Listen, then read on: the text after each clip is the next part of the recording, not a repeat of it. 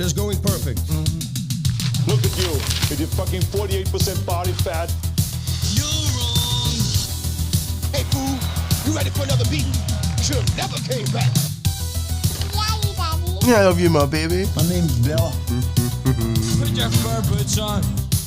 You think I'm fit to eat totally like you, eh? Trying to make the shit sound fucking authentic.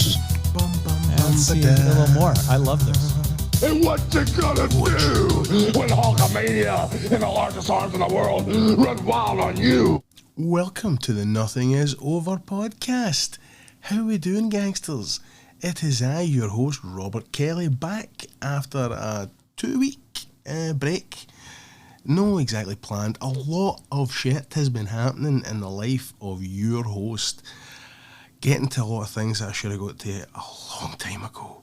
But life gets in the way. Not that this podcast is not a priority. It just had to get put to the side a wee bit. Since then, though, I mean, fuck me, a lot's happened. We had a fantastic episode 40, just to kind of harken back to that. Thank you once again to the great Mike Kunda, Rocky aficionado, expert, premier impersonator, and just a fucking cool guy. Thanks again, Mike. Go back, listen to that interview. It is fantastic. So since then, a lot's happened. And I've had to kind of boil it down to a couple of things that we must get to on the show. Number one being the great Robert Duvall passed. So we need to do a segment on Robert Duvall, one of my favourite actors, one of the greatest of all time, unfucking deniable. Died tragically at 95 years old. What a fucking life. So many amazing performances. I want to try and maybe highlight some of the lesser known ones. Now that we're playing The Godfather and Apocalypse Now, everybody's doing that, so a couple of wee things to get to with Robert Duvall to celebrate him. We had the Epstein files drop. Is that our wheelhouse? I fucking don't think so, man. It's so grim. All the shit that I was reading, and for the longest time on the show, we have called these people, these elites, especially the Hollywood types, disgusting, depraved fucking vampires, and that's what they are. They genuinely are. And they'll get confirmation in emails that all the shit that conspiracy theorists said is all 100% true. And this is not a party line thing either. It's left, it's right, it's all of them, it's class, it's them and us. They who control everything are depraved, satanic, fucking child murdering monsters. So let's not go there. Let's tackle something a wee bit more fun, because another huge story that we're still in the middle of is the great BAFTA N-word controversy. We must spend some time on this. But first, a small update in the life of I. Had a very busy couple of weeks. Decorating the Ween's room. That's been a big one. That's been a fucking huge one, really. I planned on doing that, I don't know, probably 6 months ago. Started doing it 6 months ago. Prepped it, bought some stuff, never got to it. It was just too big a job, to be honest with you. Having to move everything into this room for me, and then clearing out that room, fucking painting it. But that was a big job in theory. When I started doing it, this is the problem part. When I got to actually physically doing it, for the first time in about 1,000 years, has this room been stripped down to the stone. And many moons ago, that used to be my father's room. My old man's room is kind of sweet now that my daughter has got his room in this kind of, which is my childhood home, really. I'm back in my old bedroom. So that was my dad's room. And as I'm stripping all this wallpaper lining off that's been there since, I don't know, the fucking 70s got to have been, it was right down to the stone. And there's this one wall that's got, I don't know, 100,000 pinhole marks on it. Thinking, what the fuck is this? What? It was barely holding together with this inshell lining paper, and I realised, oh, that's right, that's where the dartboard used to be. And fuck me, were we terrible at darts. There were 3 walls that I had to basically replaster because of errant darts from 30 plus years ago. Also, when I was clearing out that room, found some cool shit. Found some really cool shit. There was a cupboard at the back of the room where the door was basically painted shut for a good many years. And in that cupboard, I found a treasure trove of really weird things. Workout equipment from the 70s and 80s. One of the big chest bars, there's just a big iron bar with a spring in the middle of it. Everybody used to fucking knock themselves out with them in the 70s and 80s. The chest, is it a chest buster thing they're called? No, it's this alien. The chest fucking press thing, the big springs, like 6 different springs on 2 honors that you pull apart like Stretch Armstrong. This shit is just like, no, it's the catalogue stuff that I think everybody had back in the day. But most interesting was I found my mother and father's divorce papers. I didn't know my old man was such a romantic to keep such a thing. And I found all the weapons that my dad made for me when I was like 13 or 14. I had the best dad in the world. It's unquestioned. He's number one. Fucking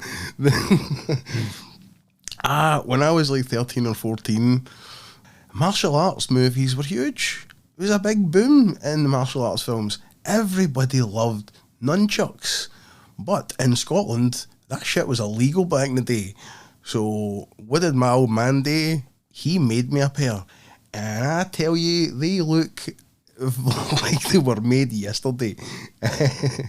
It's a broom handle cut off like to 15 inches, a broom handle. Then there's like a metal clip on the top of it, and that is screwed through it, and a massive chain onto the other one, and then black, red and white electrical tape all on about it. It looks phenomenal. It's fucking lethal as shit.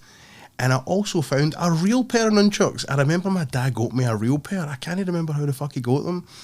He knew a guy that used to sell pirate tapes, I think it was. And this guy sold pirate tapes and ninja stars. I'm pretty sure his name was Tam. And in Glasgow in the 90s, we all knew a Tam with ninja stars that sold pirate videotapes. We all knew that guy. So I'm pretty sure that's where the real nunchucks came from. But it was a huge thing, that, because the Turtles, I'm pretty sure the Turtles were still a big deal at that point. I was maybe a wee bit too old for them then. But by then I'd moved on to the Bruce Lee movies. All the Bruce Lee movies all started getting remastered and coming out in widescreen, uncut, on video for America. We still couldn't get them here. But the Tam guy, he got all the Bruce Lee ones, and I'm pretty fucking sure that's where my dad got the illegal nunchucks for. So, aye, we all knew a Tam. I found swords, because I was big into Highlander then as well. my dad made me a Highlander sword out of this. I don't know what the fuck it is, but it is shaped like a Lego sword handle. It looks like a giant Lego sword. I have no clue what it is, but it's metal or fucking steel. It's heavy as shit.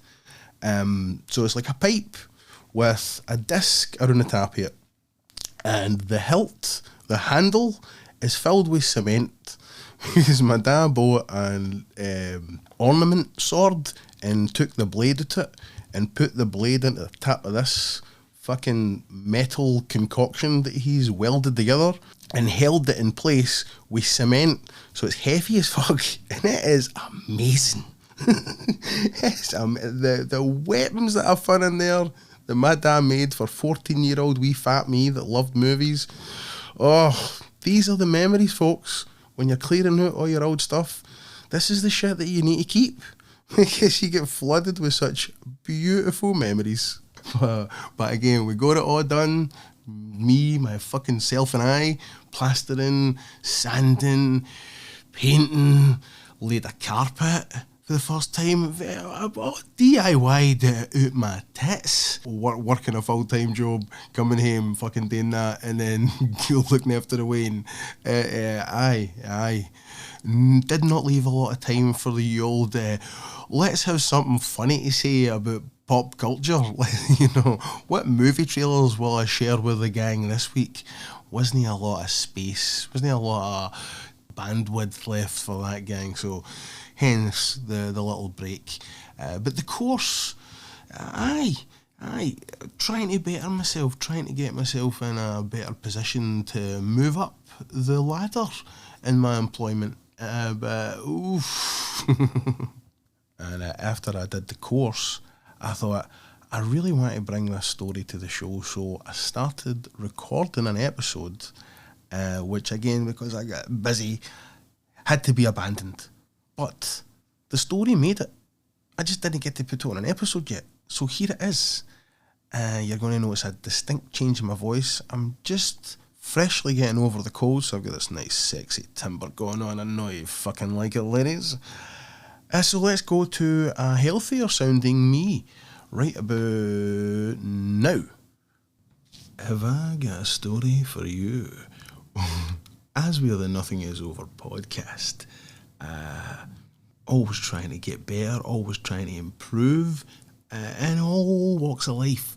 So I have been attending a course today with work to try and get more feathers in the cap so I can go for better jobs in the future and try and build some their fucking career.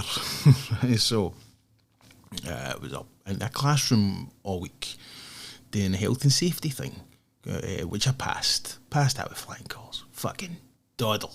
We also did a first aid day. I'm going to watch what I say throughout this. I hope you get what I'm saying. I think you do.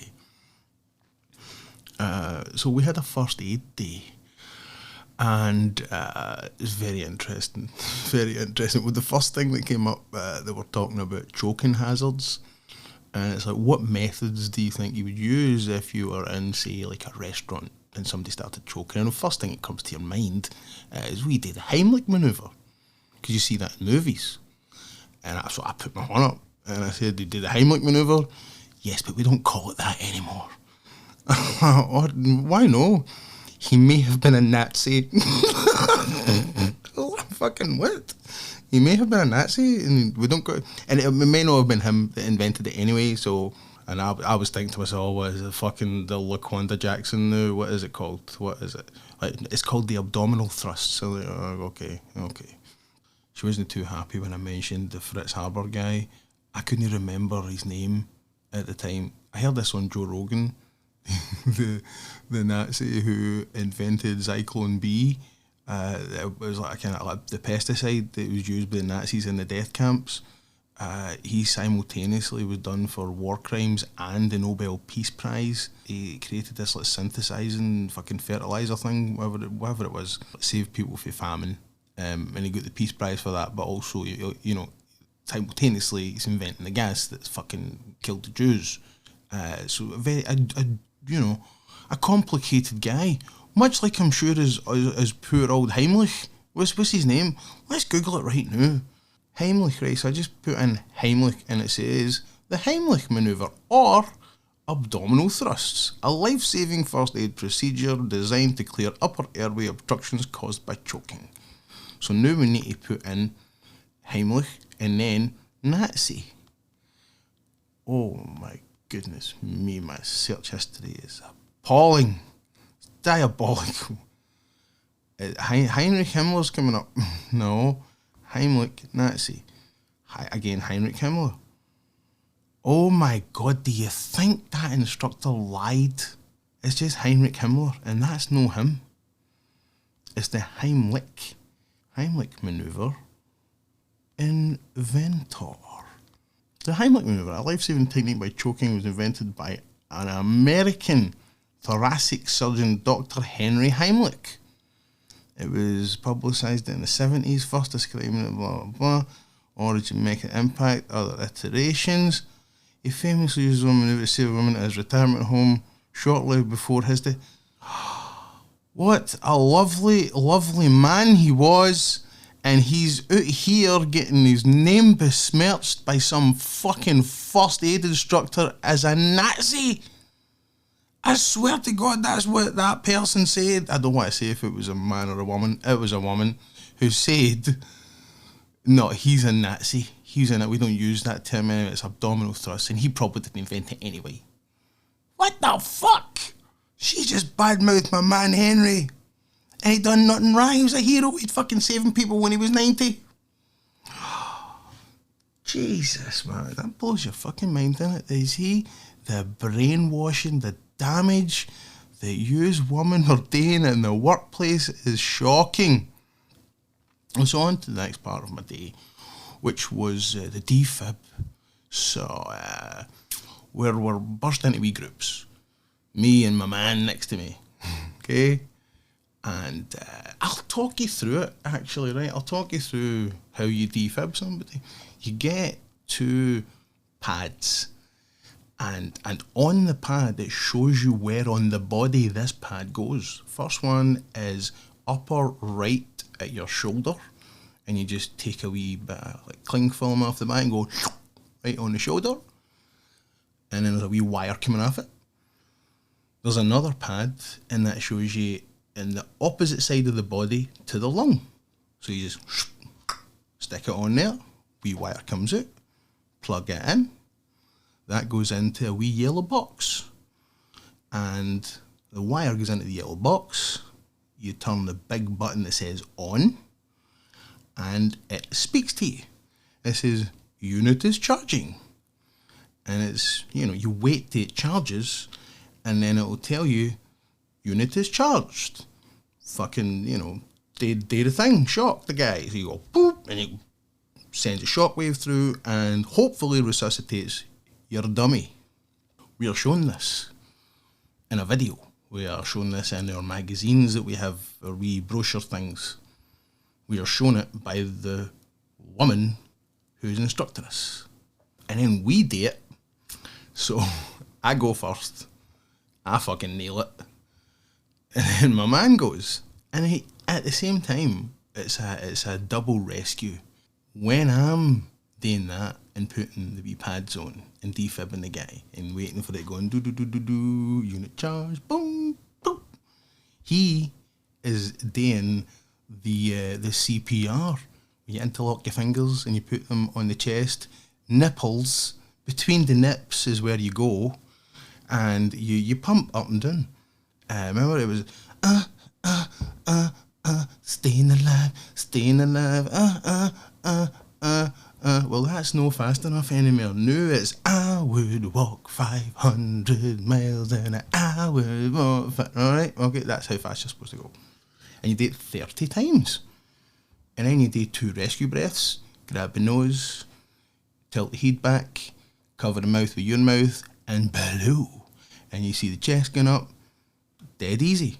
But we didn't even have to do the rescue breaths for this part of the examination, because it's an examination. At the end of it, we're getting a certificate saying that we are qualified at first aid.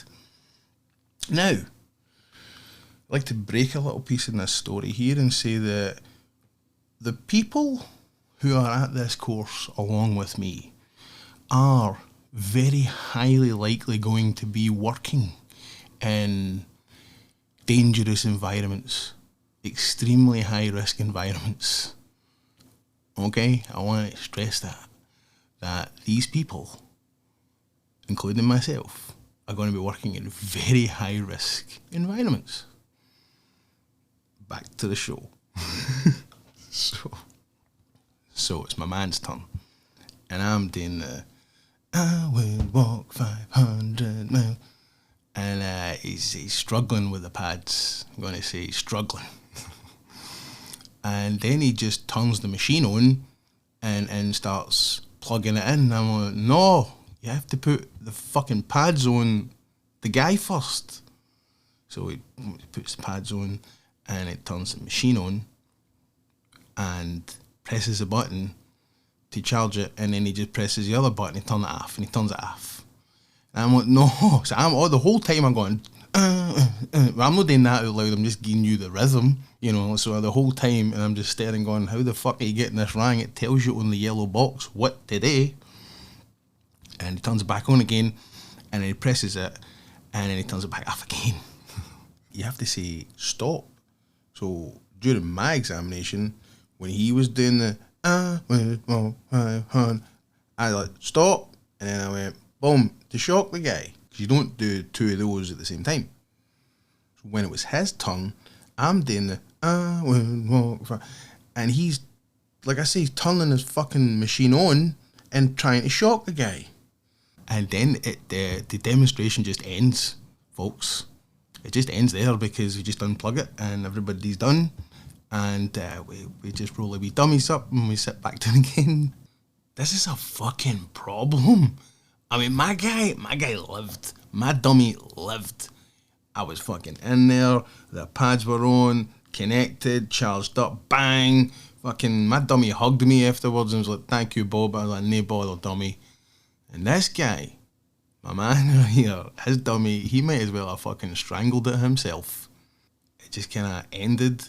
We just went on with the rest of it. There was a couple of questions to fill out. Very easy, they gave you the answers. Aye. All of us at the end of the day were equally qualified in first aid to work in a very dangerous environment.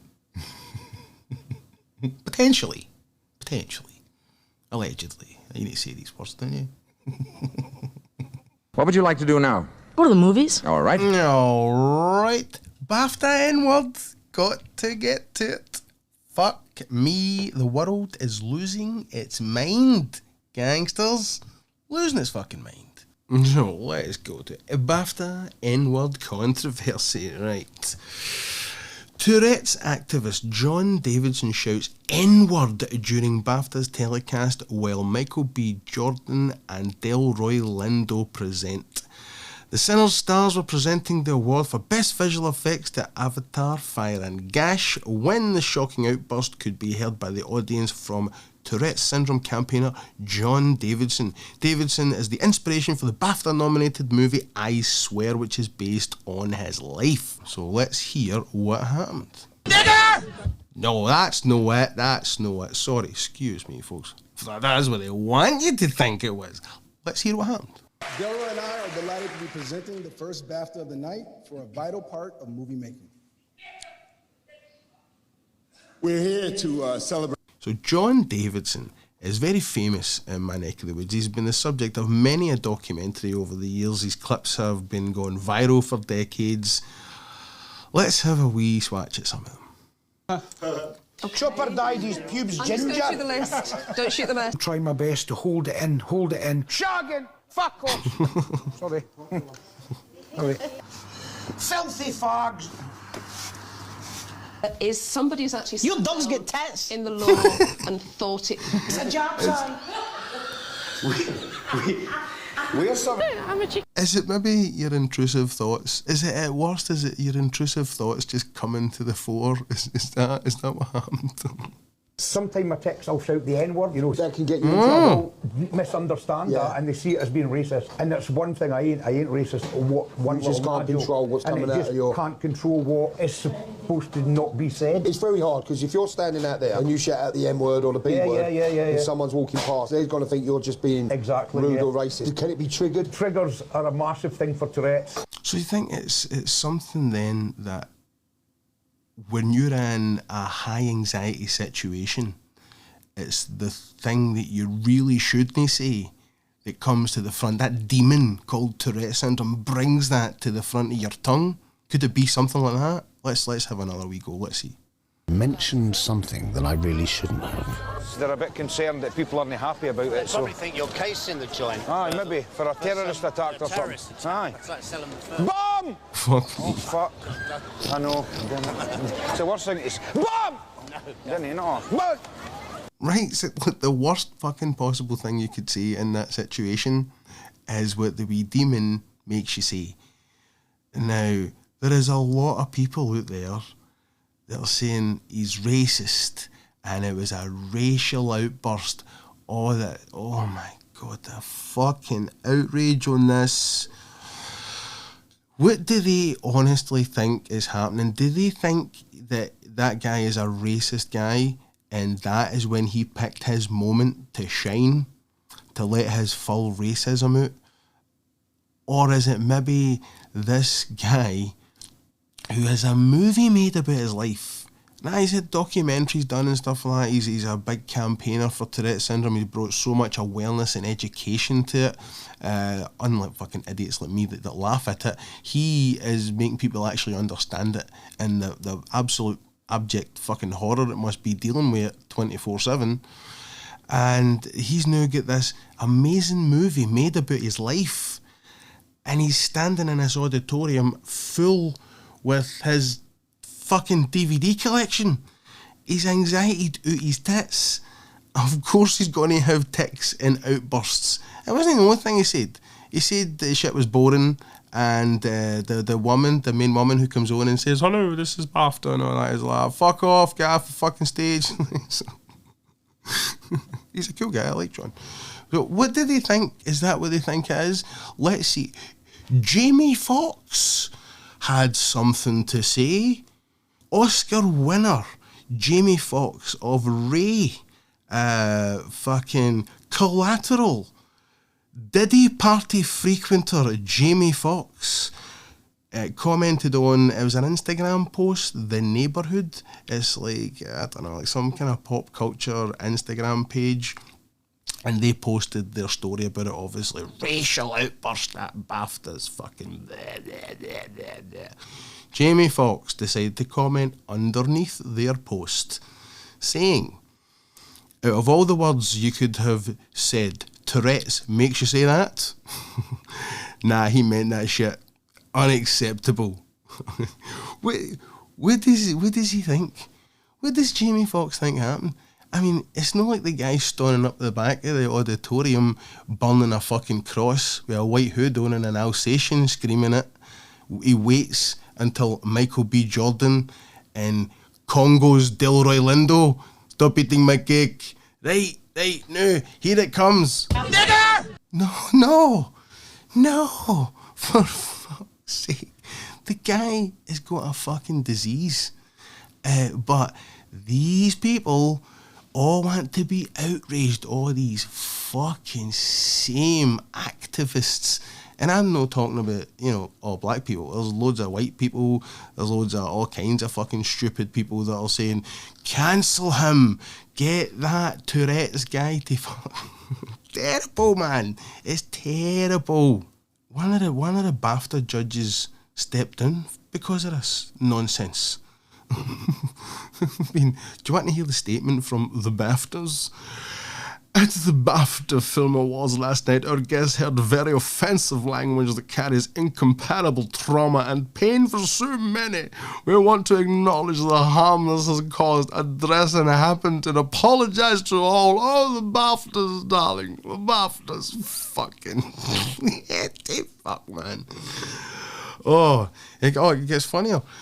Michael B. Jordan had to do extensive research into the horrific psychological effects of racism to prepare for his Sinners role, so he was disgusted and grossed out by John's outburst.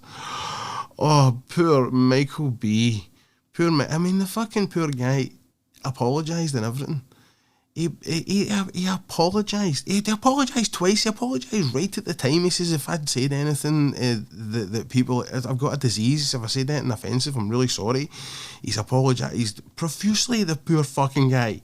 When I say we'll get the Atlanta Black Star, Michael B. Jordan and Delroy Lindo kept it classy while a bigoted outburst stole the spotlight, and the internet isn't buying the excuse.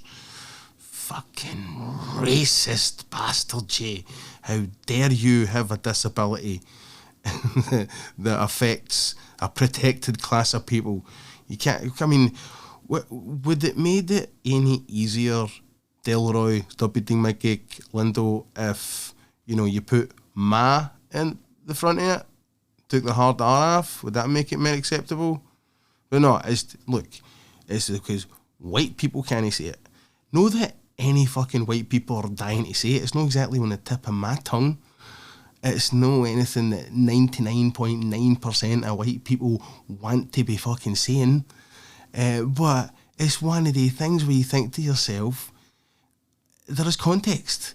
It's just a sound coming out of somebody's mouth. You're gaining a lot of power by saying this shit. Delroy later acknowledged to Vanity Fair after party he and Jordan did what they had to do and kept presenting. And he wished someone from BAFTA spoke to them afterwards. I mean, they did what they had to do. They soldiered on through presenting an award.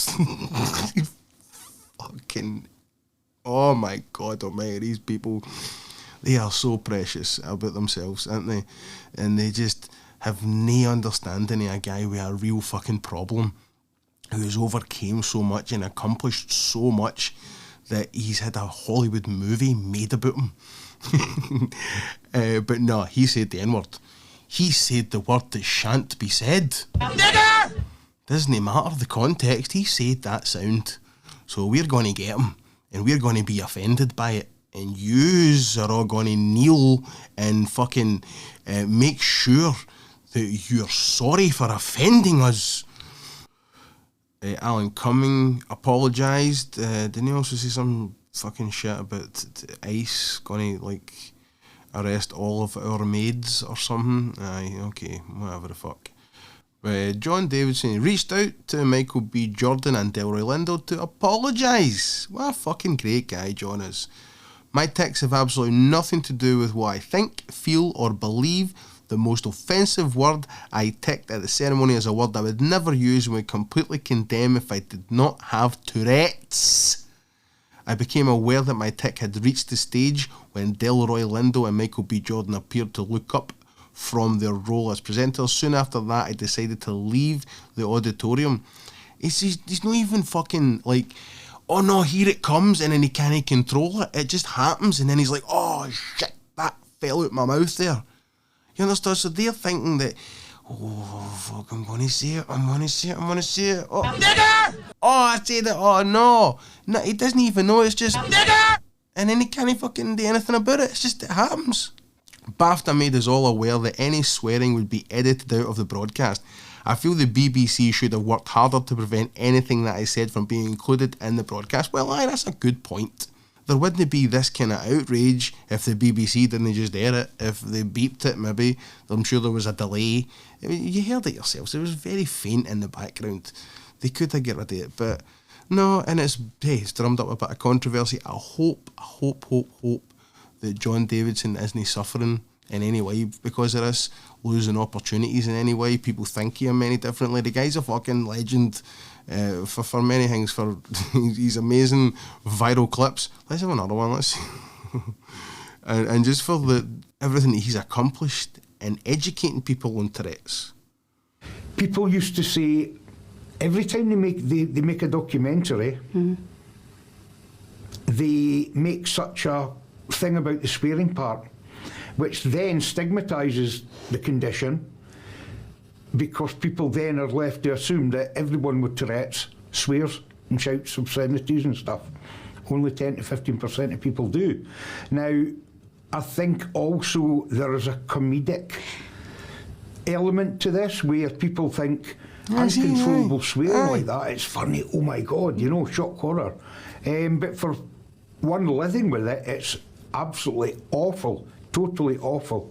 Nah, people like me don't think of that, actually. It must be a fucking living hell right off, yes. You should be getting the maximum benefits because at any given moment you might need a minder. But you might not... Arthur Daly! That's one of the parts of the condition where, especially with the vocalisations, we are not racist, we are not sexist, we are not perverts or anything. But what comes out is the almost taboo, the worst thing we could say. Yeah. And we'd worry in case, if I shout black man, in case it offends you. That's right. But we don't want to offend you, but it's because we worry in case it maybe does, so it makes us do it. Yeah. You know? So, there we go. The BAFTA N-word controversy. A load of sturm and drang about fuck all. And it is terrible that any negativity has gone that guy's way. He did nothing wrong. Poor guy was there celebrating his amazing film that's been made about him, and these people try to make him fucking feel bad about his disability. So, fuck Hollywood.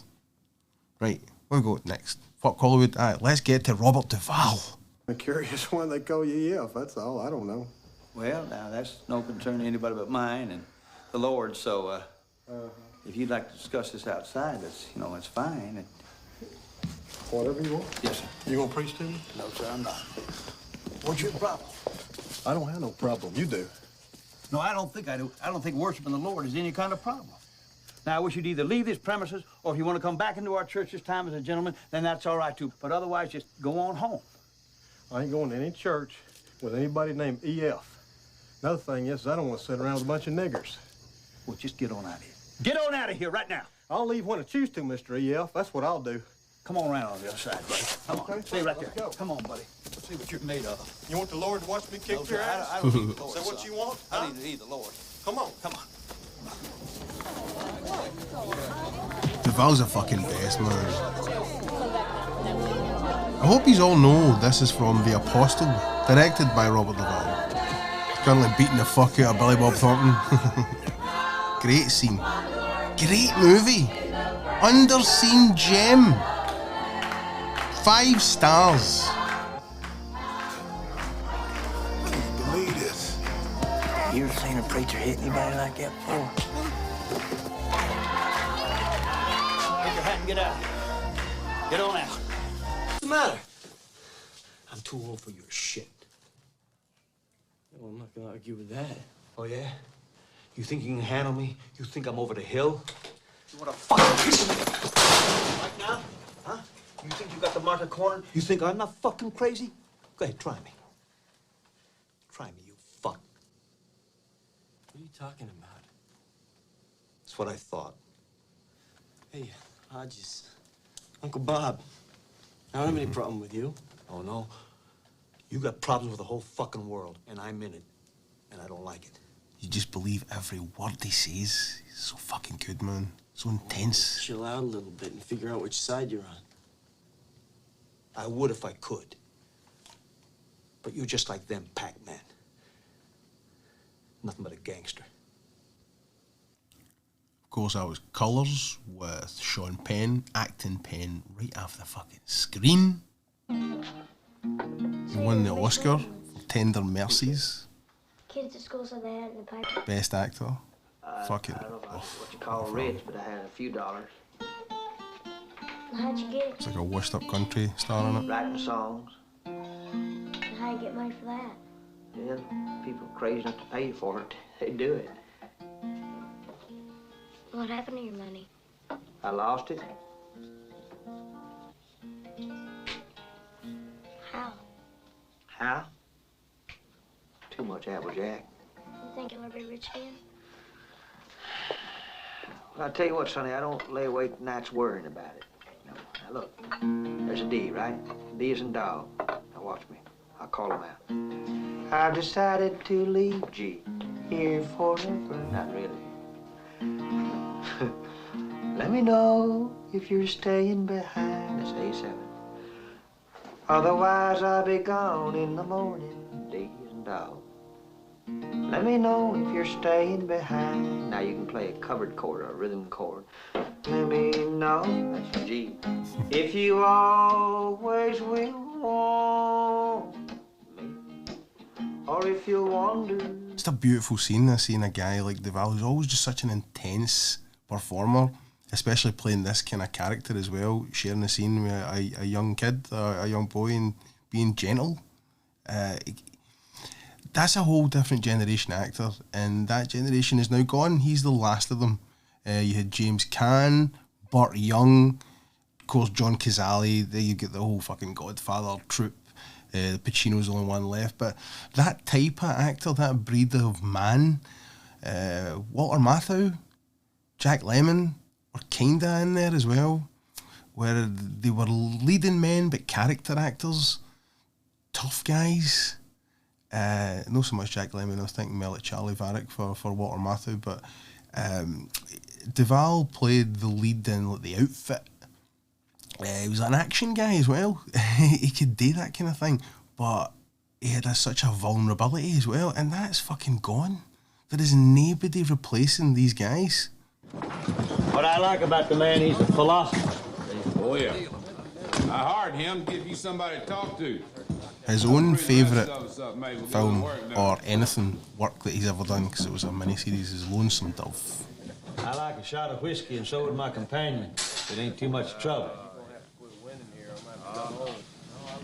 Howdy, boy, you got a good game going there? Who the hell's that? You got mud in your ears or what? Rye, or what'll it be, old timer? Well, rye will do, provided it gets here quick. You darn cowboys ought to broom yourselves off before you walk in here. We get all the sand we need without the customers bringing it in. That'll be $1.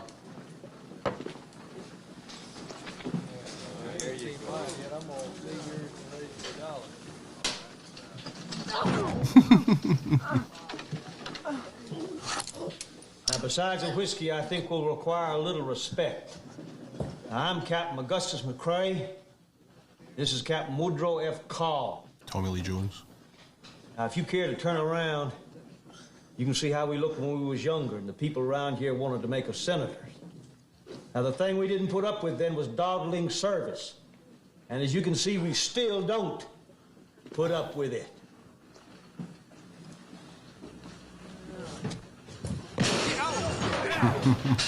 Watch it there. Oh, doing. Now then, if I could have a fresh glass, please. You just broke my nose, you old son of a...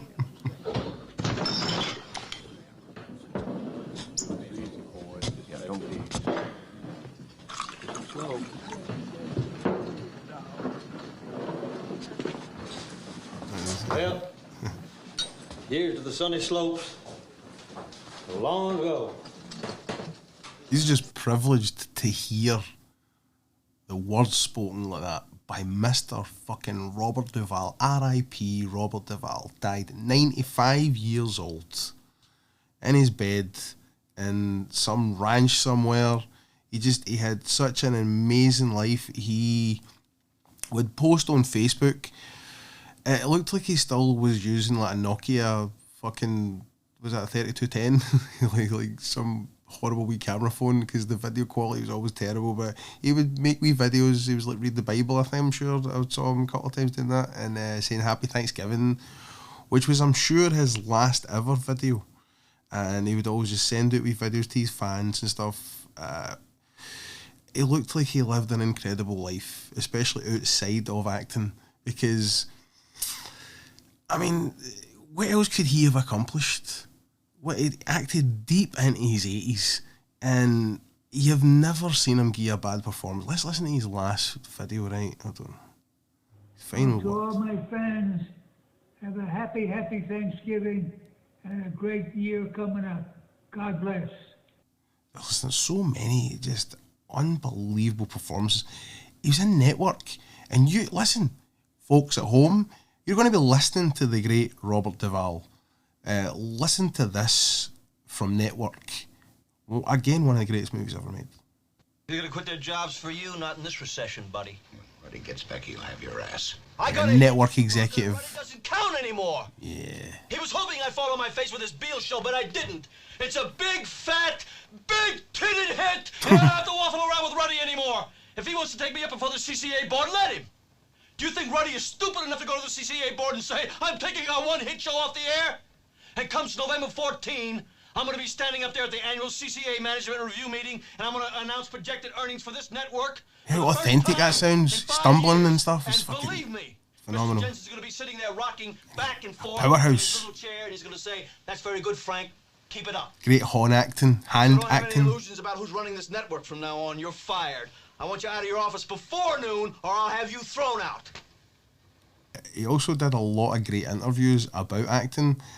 There's one that's been doing the rounds where he's talking about actors having to do multiple takes. This is amazing. I've shared this loads of times. Can I say one thing? To me, the great Stanley Kubrick was an actor's enemy. Yes. Well, he did 100 takes. He was an actor's enemy. Even though I love Kubrick, I agree with movies this. that he's done the worst performances I've ever seen in movies. Which and one? Yet, The Shining. What's the one about the Clockwork Orange?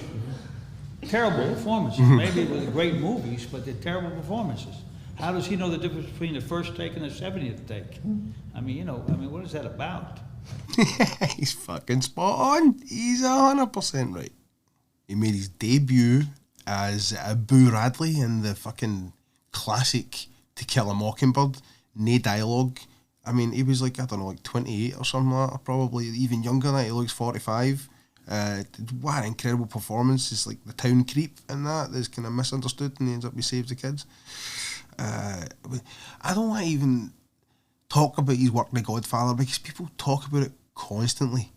But Now you get the hell out of here. Come on, we have to. And if that goomba tries any rough stuff, you tell him I ain't no band leader. Yeah, I heard that story. Yeah, I heard that story. Thank you for the dinner and a very pleasant evening. Maybe your car could take me to the airport. Mr. Corleone is a man who insists on hearing bad news immediately.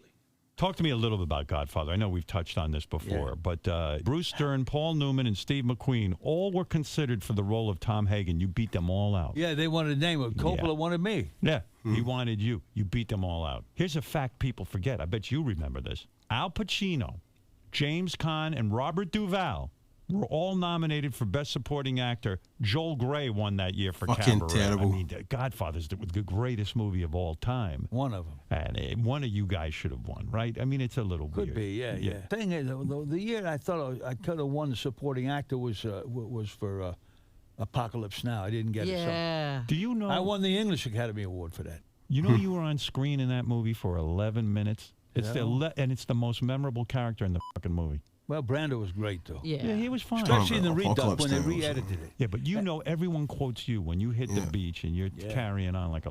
Oh, I suppose we need to fucking hear it, don't we? I love the smell of napalm in the morning. You know, one time we had a hail bomb for 12 hours. When it was all over, I walked up. We didn't find one of them, not one stinking dink body. The smell, you know that gasoline smell. The whole hill. Smelled like Victory. victory. Fucking just one banger after another. I want to find his laugh. He's got a hilarious laugh. Right, let's see if we can find Robert Duvall laughing.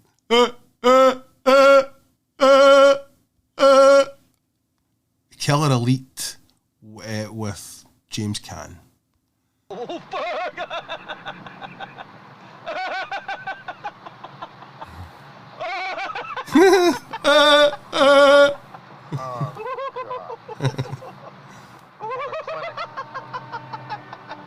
Dirty guy.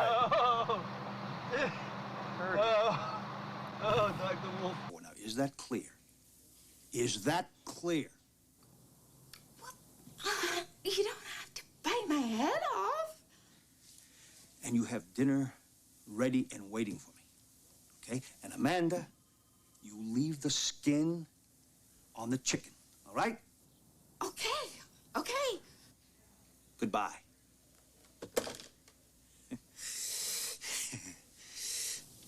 Shit. There's a wee gem of a Duvall movie that I want to play the trailer for called Badge 373 from 1973, and it is based on one of the stories from Eddie Egan, famous New York cop. The French Connection is based on him. Popeye Doyle is based on the character. The character of Popeye Doyle is based on Eddie Egan, and he sold a lot. He became like a Hollywood guy and sold a lot of the stories of the things that had happened to him while he was working as a New York detective. And this is one of them where Duvall plays a version of the Popeye Doyle character in the story. So you could kind of say it's almost like a sidequel to French Connection. Gene Hackman, another one of that generation gone. Here's badge 373. We'll do whatever is necessary, and if we can't rap about it, Black Power. we'll go our way into the basement. And nobody knows more about dying than Eddie. How you doing, Eddie? Come on, Eddie. Let's see how good you are. Come and get us, Eddie. Come and get your babies. It's all part of his work. He carries a badge. It's almost like a blaxploitation feel about it. What a great fucking movie, man. Very hard-boiled 70s fucking But now he's the best no-nonsense cop in the films. business. He didn't have a girl. I swear to it. Maybe you didn't know him as good as you thought you did. Large sums of money can do strange things to human character. You really are a cop, aren't you, Ryan? Until they kill me. Get down before Duvall doing a fucking stunt across the hood of a car. Relax, listen, I've been to one too many funerals, and you're standing there telling me they think I had something to do with these homicides? You got some imagination. Well, I didn't imagine what they did to Gigi. What are you driving at? I think you know more than you're telling me. That's what I'm driving at. And you're out of bounds, Ryan. You don't have your tin anymore, remember?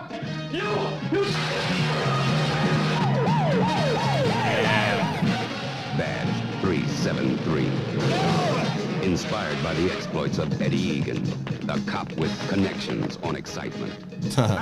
You get it? Connections and excitement. I'm sure that's the fucking guy there. Eddie Egan's like playing a supporting role in this film. The easiest thing in the world to buy is a cop. Starring Robert Duvall, Werner Bloom, Henry Darrow, and Eddie Egan. It was fucking him. How crazy is that, man? He's like on set, like looking at Robert Duvall playing a version of himself. At his wildest. It's turned into speed now. Duvall's got the fucking at the helm of a bus, hammering through New York. Fucking amazing, man.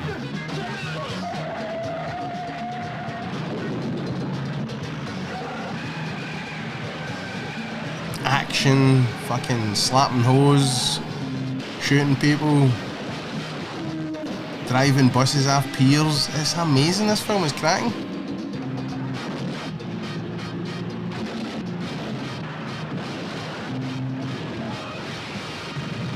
Whoa. Badge 373. Unstoppable. Fuck right. Yes, man. Let's see his IMDb. Let's see what's in the front page of his IMDb. I'm very happy to say The Apostle is #1 on there. Oh, what a great movie that is, and nobody's fucking seen it. The Judge, Tender Mercies, Godfather, of course, Pale Blue Eye. Is it going down in time now? Wild Horses, One Night in Mexico. The Reacher movies. Do you know what he was great in? It just flashed in my head there. Deep Impact. Remember Deep Impact? It was coming out at the same time as Armageddon. He was Spurgeon Tanner in it. He called him Fish. That movie was kind of like dismissed by people like me a wee bit. I was an Armageddon guy, but he brought me to go, I watch that. Duvall's in it, and it was fucking great. Of course, A Shot at Glory, Scottish football movie with his terrible Scottish accent, but we forgive you, Robert Duvall. Another one I want to play a trailer. Let's end with the trailer for this one, because this was also directed by him, and I believe it was a passion project. It's something him and his wife shared, a passion for tango. So let's play the trailer for Assassination Tango, a fucking great movie produced by Coppola. If you want it done right, Frankie, then do it right. That's all. Now, who's gonna pull the trigger, Frankie? Hey? You know, when you do the work that you do. I'll tell you what it's about, actually. Is an aging hitman gets a contract to kill a general in Buenos Aires, Argentina, but when his mark becomes unavailable, he becomes involved in Argentinian tango culture. Sounds fucking weird, but it's a great movie, by the way. He's wearing a terrible wig in it, though. Fucking hate wigs, even him wearing it's terrible. It's like you become someone else for a little while, and then poof, you're back. I may have another job for you at the end of next week. Come on, next week? What are you talking about? The pay is better than the average job. Let me think about it. Yeah, well, relax. Sleep on it. A film by Robert Duvall. It's fucking great. Such a great director. He's got a no-nonsense approach to acting, the same as he has with directing. My politics is put the money on the table. That's it. That's it. She doesn't know who you are or why you're here, but she knows. Nobody down here has anything on me. Not unless you find a weapon in my hand and a dead body, and that's not going to happen.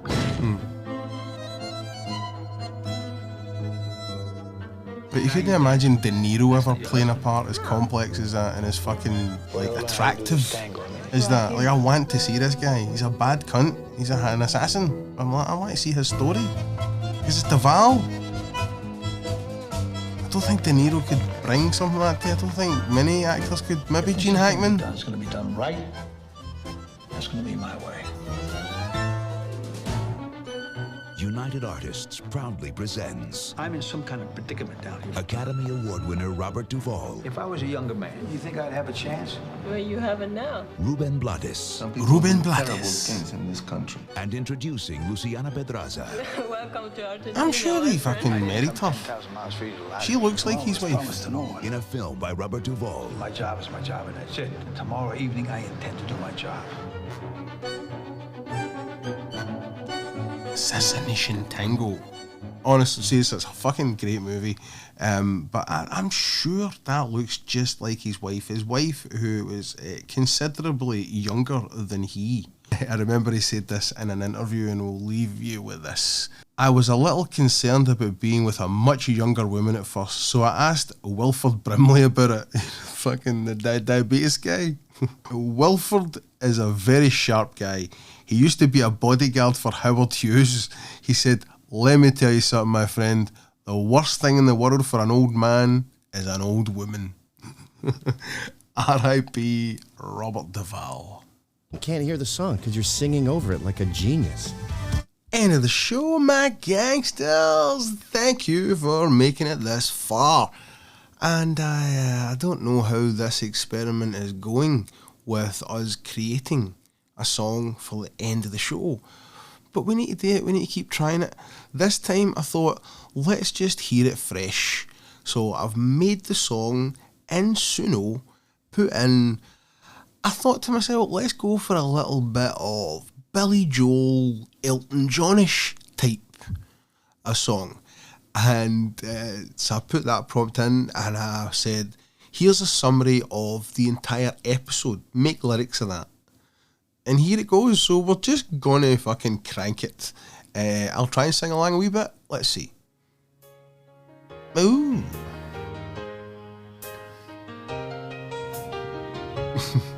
It's terrible when I say I shit in it.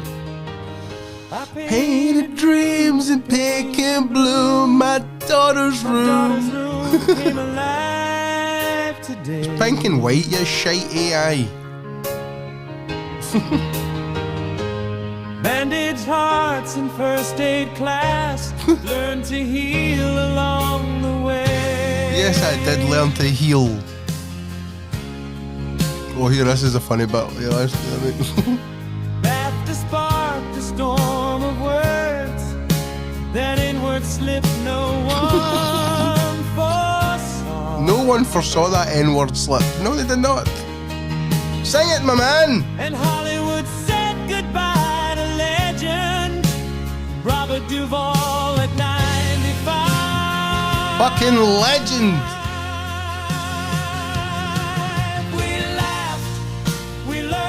We learned, yes.